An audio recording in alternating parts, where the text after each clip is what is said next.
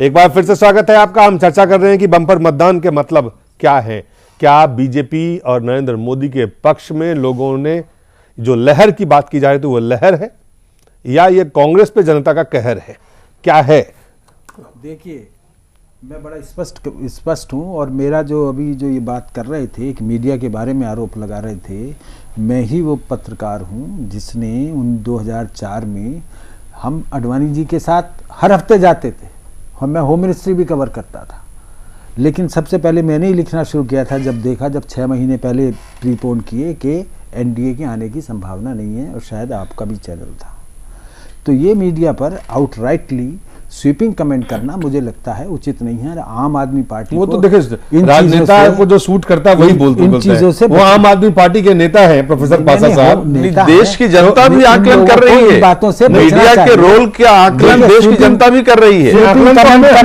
बचना चाहिए, लेकिन वही सवाल है, मैं आपसे जब पूछूं, मीडिया पर जो केजरीवाल 24 घंटा दिखा रहे थे तब आपने नहीं कहा कमेंट मीडिया बिकी हुई है। मीडिया मोदी को दिखाया तब केजरीवाल वहां जाकर मीडिया अपने आप में पार्टी नहीं, जा रहे हो तो वो तो मीडिया जो है उचित नहीं है, वो तटस्थ नहीं है। मीडिया पे अलग से चर्चा करते हैं बम्पर वोटिंग मैं पाशा जी से क्या केजरीवाल ने ये नहीं कहा कि जो कांग्रेस और बीजेपी को वोट देगा वो खुदा का द्रोह करेगा? ये कहना सत्य है या नहीं? उन्होंने कहा या नहीं कहा?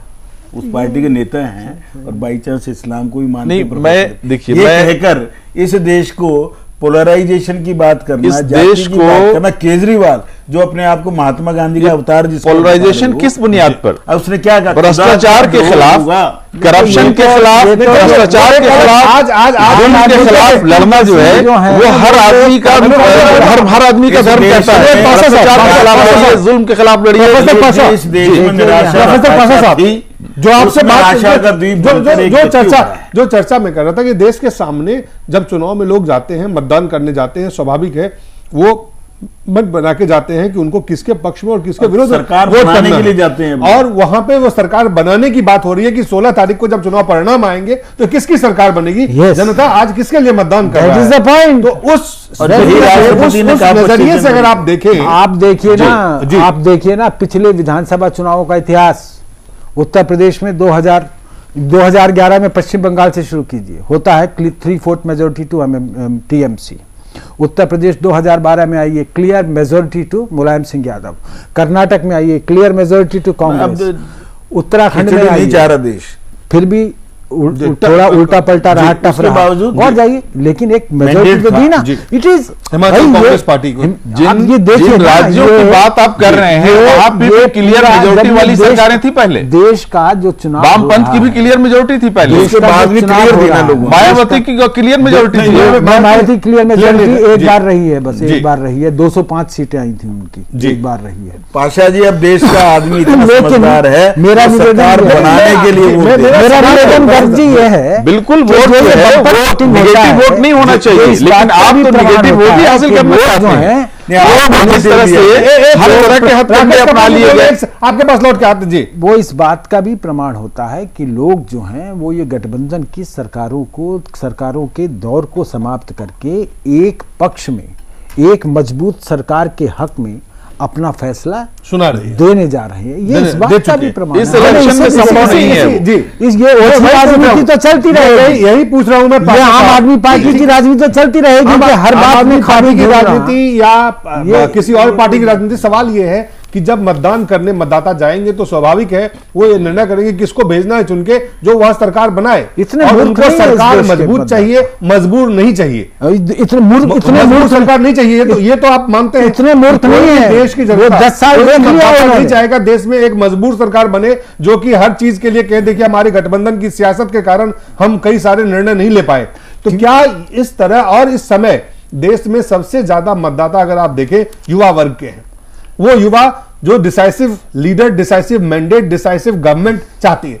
क्या उस चीज को आप नकारते हैं पासा साहब? बिल्कुल, एक मजबूत सरकार की जरूरत है, लेकिन मजबूत सरकार भ्रष्टाचार मुक्त शासन दे सके वो मजबूत सरकार होगी, न के डिक्टेटरशिप। अगर किसी को आप चाहते हैं कि लाके बिठा दें वहां और हर तरह के भ्रष्टाचार और जुर्म और क्राइम समर्थन दे, हमें मजबूती नहीं चाहिए, हमें मजबूती चाहिए शासन वाले सरकार की मजबूती, ईमानदार सरकार की मजबूती और भ्रष्टाचार से देश दुनिया का इतना बड़ा लोकतंत्र है इस देश में, जो ये हवा पैदा कर रखा है नरेंद्र मोदी के बारे में। इस देश में अगर हिटलर को भी आप कब्र से उठा करके ले आइए और उसे प्रधानमंत्री बना दीजिए, वो भी इस देश में तानाशाह नहीं बन सकता। हमारा संविधानिक व्यवस्था ऐसी है, आप हमारा संविधान नो लेट मी कंप्लीट उसी व्यवस्था की तरफ ले जाना चाहते हैं देश को। Complete professor Pasha, you have open the window. आप जो ये लोक जनपाल कर रहे थे वो कुछ नहीं था, संसद के ऊपर, चुने हुए प्रतिनिधियों के ऊपर, प्रधानमंत्री के ऊपर आप लोगों ने बवाल काटा हुआ था। पूरे देश में हुए हैं। You wanted to open window. आपराधिक आचरण वाले लोग ये भारत का संविधान ऐसा है, इस तरह के भ्रष्टाचारी संवैधानिक व्यवस्था ऐसी है कि इसके अंदर आप तानाशाही लागू नहीं कर सकते। एक जनता हमारे देश के संविधान पड़ेगा जब वो हमारे आजादी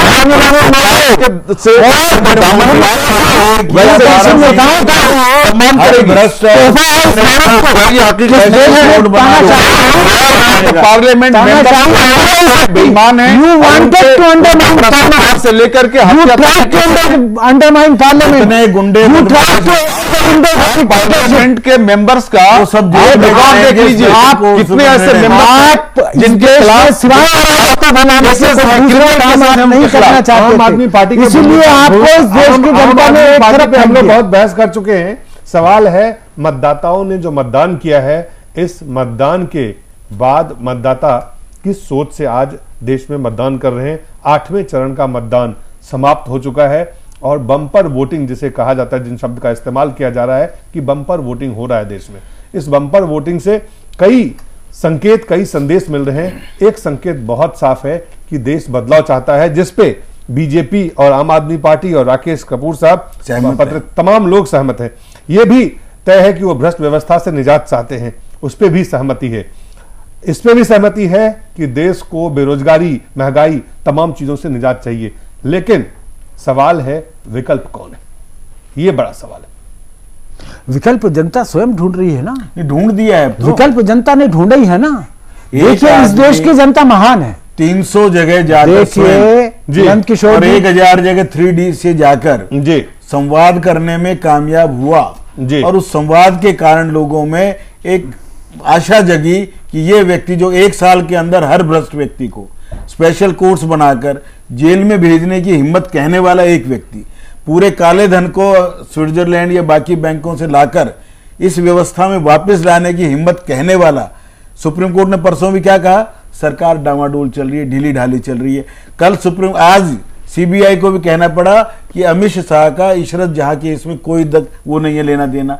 आज सरकार की वही एजेंसी, कल कॉमर्स मिनिस्ट्री को कहना पड़ा कि Gujarat is a model state जहां लैंड का एक्विजिशन और इंडस्ट्री के लिए प्रमोशन पूरे के देश के अंदर एक मॉडल है। ये भारत का कॉमर्स मिनिस्ट्री। एक और पक्ष हमारे साथ हैं, अरुण कुमार श्रीवास्तव हैं, जेडीयू के महासचिव हैं। बहुत बहुत स्वागत है आपका अरुण जी। अरुण जी, आपको मेरी आवाज आ रही है जी? पासा साहब, उनसे हमारा संपर्क नहीं हो पाया, संपर्क टूट गया है। लेकिन इस बीच में जो बात हमने सवाल किया कि ये तमाम आप सब लोग कह रहे हैं कि बदलाव चाहिए, भ्रष्ट व्यवस्था से निजात चाहिए, महंगाई, लोगों को अपनी समस्याओं से निजात चाहिए। सवाल वही मैं फिर से कर रहा हूं, क्या इस समय यूपीए का विकल्प या कांग्रेस का विकल्प, देश के जनता के सामने अगर कोई विकल्प है तो वो कौन है और जनता किसको चुन सकती है? अरे भाई, हमारे कहने से क्या होता है? मेरे 1977 में जनता ने विकल्प ढूंढा था या नेताओं ने विकल्प ढूंढ के दिया था? इस समय सच्चाई ये है कि राष्ट्रीय स्तर पर इस इलेक्शन में कोई विकल्प निकल करके नहीं आने वाला है जी।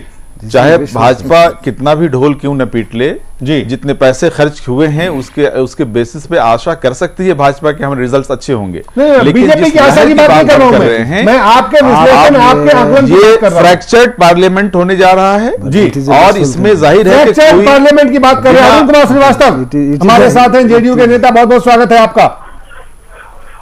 अरुण जी, 8वें चरण का मतदान हो गया है, कम आ रही है 8वें चरण का मतदान हो चुका है जी। आपका क्या आकलन है? देश की जनता क्या डिसाइसिव गवर्नमेंट के एक मजबूत सरकार के तरफ संदेश उनका आ रहा है? आप इसे कैसे देख रहे हैं? देखिए, ये कहना कि किसी की भी बहुमत डिसाइसिव गवर्नमेंट बनेगी, ये तो बड़ा मुश्किल है। अब तो हम लोग समझौतों के युग में जी रहे हैं जी। जहां तक बिहार में ज्यादा पोलिंग की बात है, मैं समझता हूं कि उसमें जदयू का ज्यादा महत्व बढ़ जाएगा, इसलिए कि जो वोटर गांव में है वो संख्या जो हमको वोट देने वाला वो ज्यादा है, और हम समझते हैं कि जनता दल को ज्यादा उसमें ताकत मिलेगी। तो आपको क्या लगता है जो ये मैंडेट बम्पर वोटिंग है वो डिसाइसिव मैंडेट की तरफ संकेत नहीं दे रहा है? जो मैंडेट जो वोटिंग ज्यादा हुई है जी, उसका कोई डिसाइसिव मैंडेट का कोई मामला नहीं है। वो मामला क्या है फिर आपके हिसाब से? वो मामला क्या है? हेलो, फिर आपके हिसाब से वो मामला क्या है? लोगों ने इतने बढ़ चढ़ के अगर लोगों ने मतदान किया है, इसका मतलब क्या हो सकता है? बिहार में हर साल दिन प्रतिदिन वोटिंग ज्यादा बढ़ती जा रही है, लोगों के अंदर जागरूकता है, इसलिए लोग वोट दे रहे हैं। इसको डिसाइसिव मैंडेट से जोड़ के देखना उचित नहीं है, आप ये कह रहे हैं? हाँ, मैं ये समझ रहा हूँ। चलिए, बहुत बहुत धन्यवाद आपका। ये जितने भी नंदकिशोर जी, आप पासा साहब को देखें, कांग्रेस के नेता को देखें, एक बात सब लोग कह रहे हैं कि देखिए आप जो देख रहे हैं कि ये जो बम्पर वोटिंग है ये नरेंद्र मोदी के लिए है या बीजेपी के पक्ष में है या एनडीए के पक्ष में है, ऐसी कोई बात नहीं है। आपकी बात में दो बात जोड़ूंगा जी। भारत के राष्ट्रपति जो सीजन पॉलिटिशियन रहे, 25 जनवरी 2014 का जो उनका भाषण है, बहुत क्लियर शब्द उन्होंने क्या कहा, यह देश 20-25 साल से संयुक्त सरकारों को देख चुका है और उन सरकारों से इस देश का भला नहीं हुआ है। मैं देश के लोगों से एक अपील करता हूं कि इस बार एक मजबूत सरकार और एक दल की सरकार बननी चाहिए।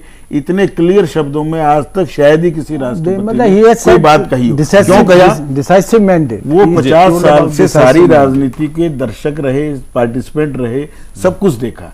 उसके बाद पाशा साहब भी स्वयं मान रहे हैं कि आज कांग्रेस का बुरा हाल है, उस बुरा हाल करने में इनका भी योगदान है जी। ये तो मदद कर रहे हैं आजकल नहीं आप कर रहे हैं, पर भ्रष्ट सरकार बनाने में चाहिए, ये जनता की वातावरण के बाद कामना है। नरेंद्र मोदी ने जिस प्रकार से आज तमिलनाडु में, मुझे 2 प्रोफेसर मेरे साइंटिस्ट डीआरडीओ के कहना जी कम से कम आपकी 12 सीटें आ रही। मैं जी मैं तो मुझे तो नहीं जचती। कहना नहीं, विजयकांत ने नाम गिना दिए वाई को, ये वो। कहना 12 से कम नहीं आएंगे, दोनों मद्रासी हैं, दोनों साइंटिस्ट है, भारत सरकार है। मैं सुन के रहा, बिहार जिसमें जेडीयू वाले साहब नहीं, मैं आपका ये आप कह रहे हैं, लेकिन आपसे लोग इत्तेफाक नहीं रख रहे हैं। आज नहीं करेंगे, परसों कर लेंगे, 16 तारीख को करेंगे। आप 12 तारीख को ही कर लेंगे 90%। जी चलिए, एक कमर्शियल ब्रेक और लेना पड़ेगा, ब्रेक के बाद तुरंत वापस लौटते। 12 तारीख तक ये पुष्पामी रहे, अच्छा है।